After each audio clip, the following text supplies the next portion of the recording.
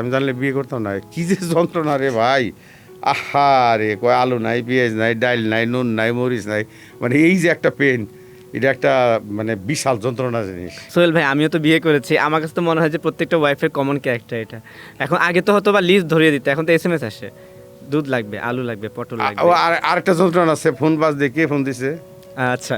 এটা তো ১০০ জনের মধ্যে ৯৯ জন কয়। আমারে ফোন দিছে, আচ্ছা আমারে আপনি ফোন দিতে পারেন না? হ্যাঁ? হুম। এই তুমি কোথায়? আমি কে শুটিংয়ে, রাত বাজে কয়টা? ১২টা। তা ঘরে কোন সময়? আমি ঘরে কোন সময় আমি কেমনে কমো? ডিরেক্টর ছাড়লেই না আমি ঘরে যাবো। আমার কি আরেকটা বউ আছে যার কাছে আমি যাবো? ভাবি হয়তো আপনাকে ভালোবাসে, যেন টেক কেয়ার করে বেশি। এটারে ভালোবাসা বলে না, ভালোবাসা আরেক জিনিস। বুঝছেন? ভালোবাসার ডেফিনেশন দিতে গেলে বা ভালোবাসার কথা বলতে গেলে বইলা কয়ে শেষ করা যাবে না। বিখ্যাত এক রাইটার বলছিল যে ভালোবাসা ভালোবাসা বলে কোনো জিনিস নাই। আবার কেউ কেউ বলছে যে ভালোবাসা লম্বা জিনিস, ভালোবাসা অনেক ডেপথের জিনিস। কথা বুঝছেন? আপনি পানিতে যখন দেখি থাই পাইবেন না, থাই মানে এই এই এই নাক পর্যন্ত দেবো, তারপরে তো আপনি ডুবেই যাবেন নিচে।